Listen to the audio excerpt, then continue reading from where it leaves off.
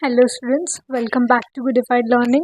So today's topic is circles, जो काफ़ी बच्चों को 10th क्लास के बच्चों को थोड़ा मुश्किल टॉपिक लगता है, but it has a lot of weightage in your board exams.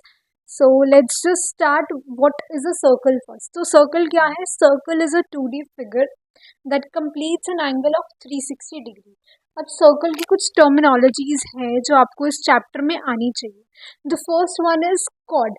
तो कॉर्ड क्या है? Line segment joining any two points on the circumference.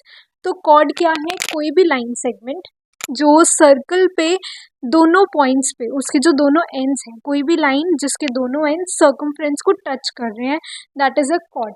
जो भी हमने यहाँ पे डायग्राम लिया है, इस डायग्राम में जो लाइन ए बी है, this is a chord. Then we have the diameter. Diameter क्या है? Any chord passing through the center. तो अब chord क्या है? कोई लाइन सेगमेंट जिसके दोनों एंड सर्कल को टच कर रहे हैं. तो ये एक लाइन सेगमेंट है जो सेंटर से पास हो रही है. This is our diameter. Then we have segment. Segment क्या है? Part of a circle bounded by an arc और अ कॉर्ड. सर्कल का वो पार्ट जो या तो एक आर्क से बाउंडेड है या फिर एक कॉर्ड से बाउंडेड है. तो ये क्या होता है? सेगमेंट होता है वो पोर्शन सर्कल का, वो सर्कल का पार्ट जो या तो ये कॉर्ड डिवाइड कर रही है. जैसे अगर मैं लूँ लाइन ए बी, तो लाइन ए बी ने इस पूरे सर्कल को दो पार्ट्स में डिवाइड कर दिया है. ये दोनों पार्ट्स होते हैं segment. This portion is our minor segment and this whole portion is our major segment. Then we have arc. अभी हमने यहाँ पे भी किया arc. तो जैसे लाइन होती है, जो कॉर्ड होती है, वो सर्कल के अंदर होती है, और जो आर्क होती है वो सर्कमफ्रेंस का पार्ट होती है. जैसे अगर मैं कहूँ ए और बी से डिस्टेंस अगर मैं इस लाइन से चेक करूँ तो ये बन जाएगी chord. This is a chord. और अगर मैं ए से बी का डिस्टेंस सर्कमफ्रेंस से चेक करूँ, ये वाला पोर्शन, ये सारा portion, this will be N arc. और आर्क को हम रिप्रेजेंट करते हैं, यहाँ पर ए बी है, तो this is arc A B. Now let's start with the theorems that you have to cover for your exams. So let's start with the theorem number 1. Equal arcs subtend equal angles at any point on the circle. Equal arcs, or you can say equal chord as well. Arc भी और cord भी दोनों अगर equal है तो circle पे किसी भी पॉइंट पे वो इक्वल एंगल बनाएंगे. सपोजिंगली अगर ये कॉर्ड है, let it be chord A B and there is another chord C D. अब ये दोनों कॉर्ड्स ऐसी है कि A B is equal to C D. तो कॉर्ड ए बी और कॉर्ड सी डी, ये दोनों जो एंगल्स बनाएंगे ये इक्वल होंगे. ये कॉर्ड ए बी का एंगल फॉर्म हुआ, एंड ऐसे ही कॉर्ड सी डी जो एंगल बनाएगी, ये दोनों एंगल्स इक्वल होंगे. Late it B E and F. तो as A B is equal to C D, therefore A B equal to CD, therefore angle AFB is equal to angle CED. So this is our first theorem, जिसमें क्या है? अगर दो chords या फिर दो arcs, उनकी लेंथ इक्वल है, if AB is of 5 centimetre, तो CD भी जो है, दोनों 5 सेंटीमीटर की आर्क्स हैं या फिर कॉर्ड्स हैं यहाँ पे. तो ये जो दोनों कॉर्ड्स है, ये एंगल्स जो भी सबटेंड करेंगे, जो भी फॉर्म करेंगे, वो इक्वल होगा. दोनों कॉर्ड्स जो भी एंगल क्रिएट करेंगी, अगर वो लेंथ में इक्वल है तो जो एंगल वो फॉर्म करेंगे वो भी होंगे जो वो इक्वल होंगे. So let's do the second theorem. Theorem 2.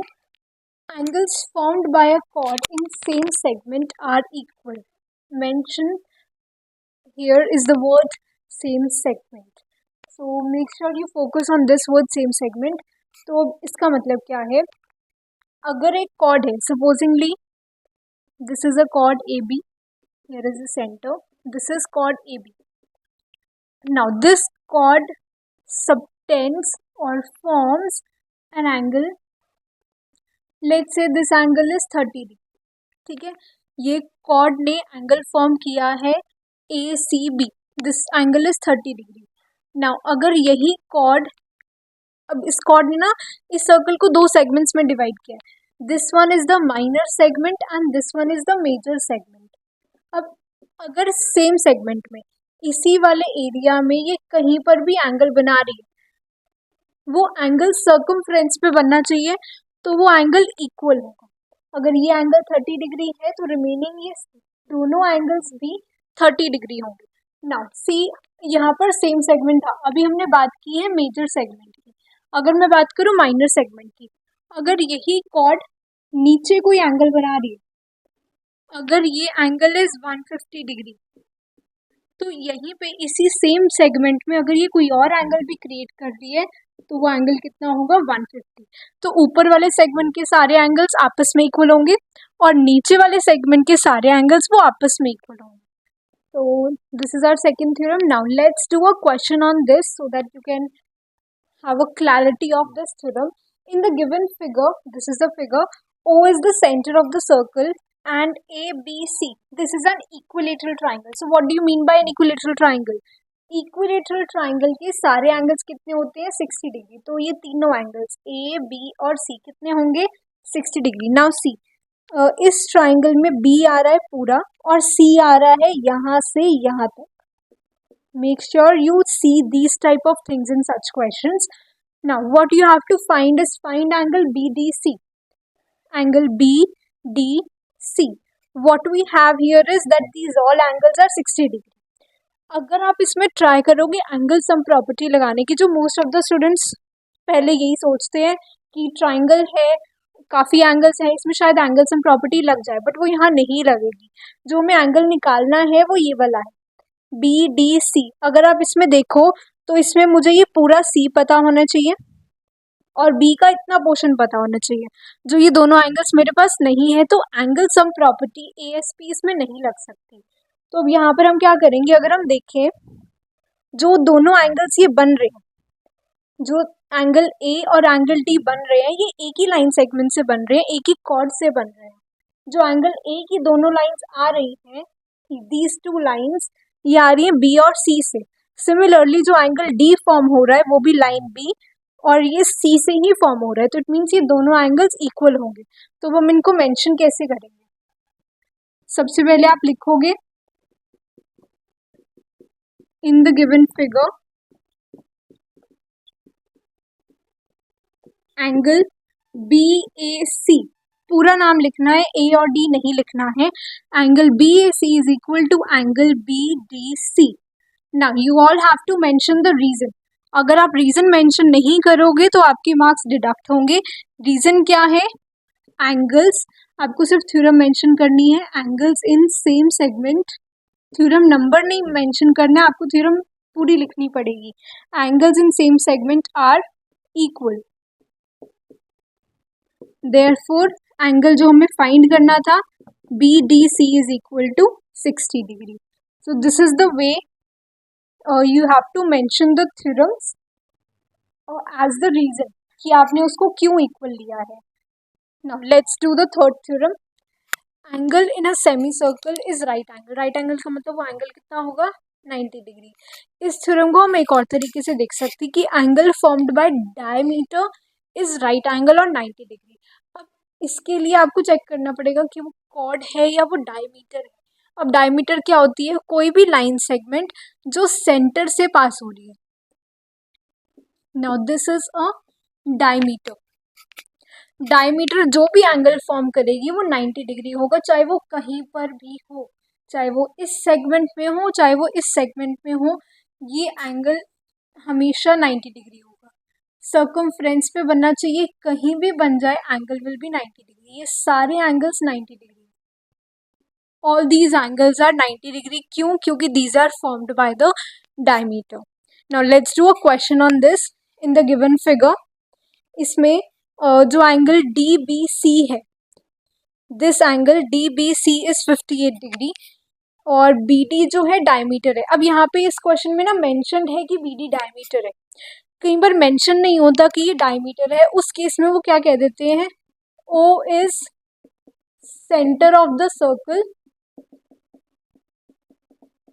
और फिर आप डायग्राम चेक करो, अगर क्वेश्चन में डायग्राम गिवन है जो ऑलवेज हो गई, अगर उसमें जो भी लाइन सेगमेंट आपको चाहिए वो सेंटर से पास हो रही है और ये क्वेश्चन में लिखा हुआ है, तो इट मीन्स वो डायमीटर होगी। अगर स्ट्रेट फॉरवर्ड मेंशन नहीं है तो चेक फॉर दिस लाइन। अगर ये दोनों चीज़ें नहीं है तो फिर आप इस प्रॉपर्टी को यूज़ नहीं कर सकते हो। अब इसमें क्या है, this angle is 58 degree, find angle B C D. हमें क्या चाहिए, एंगल बी सी डी। तो फर्स्ट पार्ट करते हैं पहले इसका। इसमें क्या गिवन है, इन गिवन फिगर हमें क्या दिया हुआ है, बी डी इज डायमीटर। तो अब क्योंकि बी डी डायमीटर है और जो एंगल मुझे बी सी डी निकालना है, एंगल का नाम चेक करो, बी सी डी कौन फॉर्म कर रहा है, बी और डी बना रही है ये एंगल, और बी डी क्या है, डायमीटर। तो डायमीटर जो भी एंगल फॉर्म करेगी that will be 90 degree. So यहाँ पर आप लिखोगे B D is diameter, therefore angle B C D is equal to 90 degree. Make sure you give the reason for each answer. तो reason आप इन दोनों में से कुछ भी लिख सकते हो। Angle in a semi circle.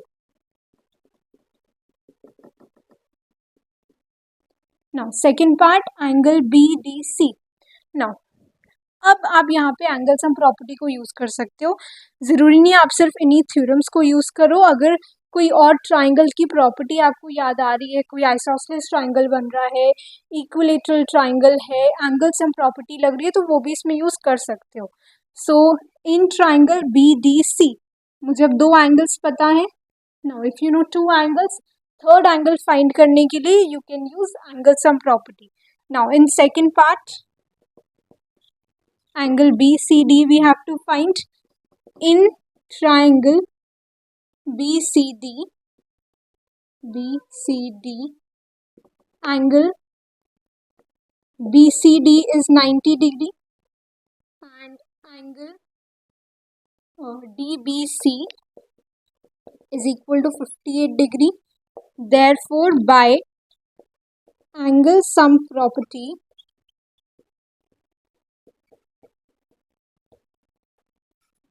angle BDC is equal to 180 minus 90 minus 58.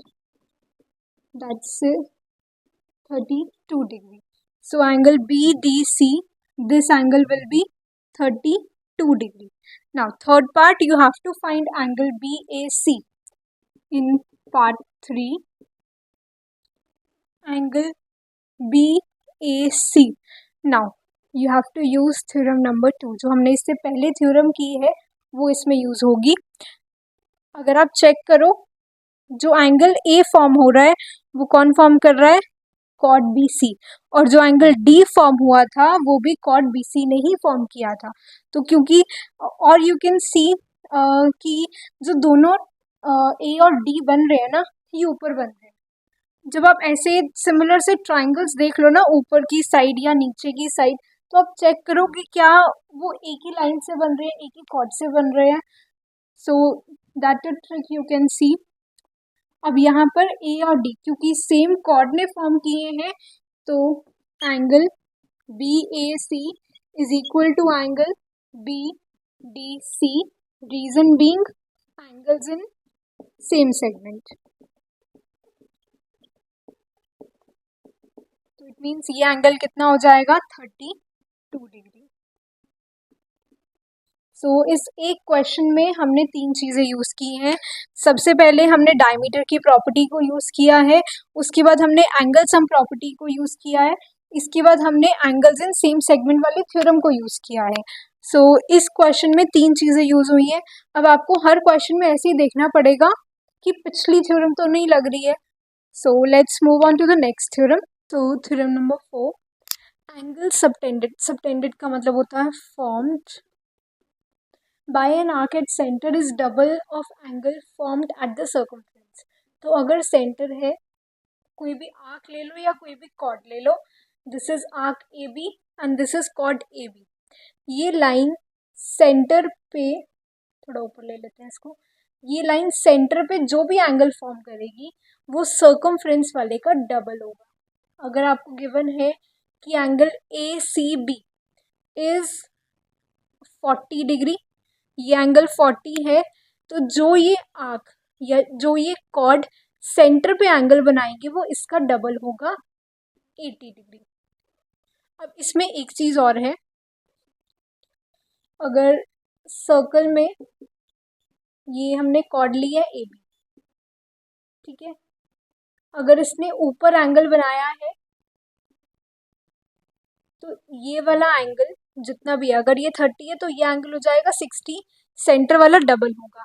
लेकिन अगर मैं देखूं इस आर्क को, ये माइनर आर्क है, अगर मैं इसको यहाँ से चेक करूं, मेजर आर्क ए बी अगर मैं चेक करूं तो वो किसकी डबल होगी? तो इसमें उल्टा चलता है, ऊपर वाला एंगल इसका हाफ है और ये जो नीचे बनेगा, let it be A C B, this let be A D B. अब जो ए डी बी एंगल बनेगा, अगर ये एंगल बन रहा है 150 डिग्री, तो ये वाला एंगल हमें इस एंगल को फाइंड करने में हेल्प करेगा। तो ये वाला हो जाएगा 300 डिग्री, सेंटर वाला डबल होगा, ये आप याद रखना। अगर मुझे सेंटर वाला दिया होता, अब ये क्रॉस में चलते हैं, ये वाला इसका डबल और ये नीचे वाला इसका डबल, तो ऊपर वाले से आप नीचे वाला फाइंड कर सकते हो और नीचे वाले से ऊपर वाला फाइंड कर सकते हो जो सेंटर पे बन रहा है। इसी के बेसिस पे क्वेश्चन करते हैं। In the given figure O is the centre of the circle and angle A O C हमें गिवन है 160 डिग्री। एक्स और वाई की वैल्यूज निकालनी है एंड देन प्रूव करना है। तो इसी में अभी हमने क्या किया, ऊपर वाला दिया हुआ है तो वहां से हम नीचे वाला निकाल सकते हैं। तो यहाँ से हम ये एंगल फाइंड कर सकते हैं, x is equal to, centre वाला डबल है तो नीचे वाला हाफ हो जाएगा, half of angle A O C. तो एक्स इज इक्वल टू, अब आपको रीजन मेंशन करना पड़ेगा, angle subtended at centre is double of angle at circumference. तो x is equal to half of 160 degree, that is 80 degree. तो इसकी value तो आ गई 80 डिग्री। अब हमें क्या चाहिए, y की वैल्यू। y किसका हाफ होगा, इस वाले एंगल का, इसका नाम भी क्या है, ए ओ सी। तो ये भी ए ओ सी था, वो भी ए ओ सी है, मेंशन कैसे करोगे? तो इसमें y is equal to, similarly y is equal to half of, major लिखेंगे हम इसके आगे, मेजर एंगल ए ओ सी। अब ये मेजर एंगल ए ओ सी हम कैसे फाइंड कर सकते हैं, हमें पता है कि सेंटर पे ये पूरा एक सर्कल क्रिएट हो जाएगा और पूरा सर्कल होता है कंप्लीट 360 डिग्री। तो major angle A O C is equal to 360 minus 160, वो में हमें मिल जाएगा 200 डिग्रीज। तो अब यहाँ से हम y निकाल सकते हैं, half of 200 which is 100 degrees. तो y की वैल्यू कितनी आई, 100। अब जो हमें प्रूफ करना था उसमें वैल्यूज को सब्स्टिट्यूट कर देंगे, 3 इंटू वाई की वैल्यू 100 माइनस 2 इंटू एक्स की value 80। So 300 minus 160 is equal to 140 degree. ये LHS की RHS की इक्वल आ गया, hence proved. Now these were your angle properties of the circles. अब हम करते हैं दो cyclic properties हैं circles की. Now let's do the cyclic properties. So last theorem for today is sum of opposite angles of a cyclic quadrilateral is 180 degree. तो quadrilateral क्या होता है, कोई भी फोर साइडेड फिगर। अब साइक्लिक क्वाड्रिलेटरल क्या होता है, पहले आपको ये समझना पड़ेगा। साइक्लिक क्वाड्रिलेटरल होता है वो क्वाड्रिलेटरल जिसकी चारों वर्टिसेस, चारों कॉर्नर्स जो है वो सर्कमफ्रेंस को टच हो। जैसे इस फिगर में ए बी सी डी, ये एक साइक्लिक क्वाड्रिलेटरल है। लेकिन अगर मैं बात करूँ ए बी सी ई की, ये साइक्लिक क्वाड्रिलेटरल नहीं है। तो साइक्लिक क्वाड्रिलेटरल की दो प्रॉपर्टीज हैं, जो यहाँ पर हम ए बी सी डी पे लगा सकते हैं, ए बी सी ई पे नहीं लगेगा। क्यों? क्योंकि ई जो है वो सर्कमफ्रेंस को टच नहीं कर रहा, तो वो एक साइक्लिक क्वाड्रिलेटरल नहीं बनेगा। तो फर्स्ट प्रॉपर्टी क्या है साइक्लिक क्वाड की, कि इसके जो ऑपोजिट एंगल्स होते हैं उनका सम इज 180 डिग्री। ऑपोजिट एंगल्स कौन से? बी और डी, ए और सी। तो इसका मतलब यहाँ पर हमें क्या मिला? Angle A plus angle C is equal to 180 degree, और दूसरा angle B plus angle D is equal to 180 degree.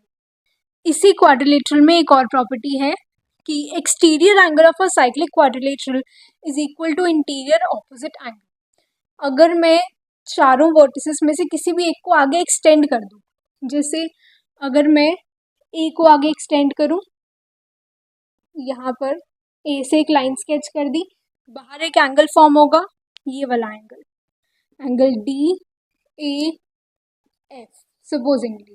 ये एंगल जो भी होगा, ये एंगल इसके सामने वाले के इक्वल होगा। इसका मतलब angle D A F is equal to angle D C B. ठीक है, जो एंगल ये वाला फॉर्म हुआ है बाहर वाला, ये सामने वाले के इक्वल होगा। या फिर अगर हम बात करें यहाँ पे, अगर मैं इसको आगे एक्सटेंड कर दूँ तो ये वाला एंगल जो बनेगा, ये एंगल डी के सामने वाले के इक्वल होगा। तो एंगल, और इसको नेम दे देते हैं G, G D A is equal to angle A B C. ठीक है, अब इसी बेसिस पे हम क्वेश्चन करते हैं। सो अब इस पे क्वेश्चन करते हैं। क्वेश्चन है, in the given figure O is the centre of the circle. तो ये हो गया सेंटर ऑफ द सर्कल, और angle D A E is 70।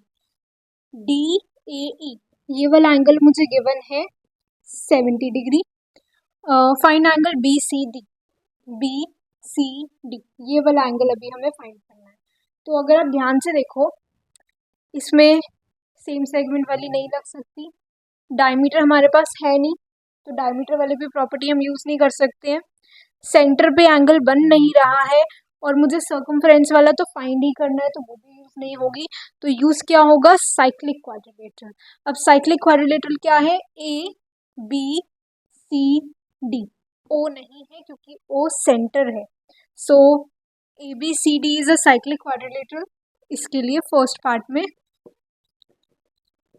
A B C D is a cyclic quadrilateral. जो अभी हमने ये वाली थ्योरम की है, ये लगेगी इस पे। तो therefore angle D A E is equal to angle B C D. Therefore angle D A E is equal to angle B C D. Reason being exterior angle is equal to interior opposite angle.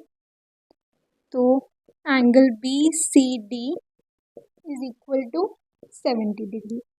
तो ये वाला angle आ गया 70 degree. अब second part में हमें निकालना है angle B O D, angle B O D. अब आप चेक करो, एंगल सेंटर पे बन रहा है, तो अगर सेंटर पे बन रहा है तो श्योर है कि सेंटर वाली प्रॉपर्टी लगेगी। तो वो लगेगी किस पे? इसके ऊपर वाले एंगल पे। तो angle B O D is equal to twice of angle B C D. Reason, angle formed at center is double of angle formed at circumference.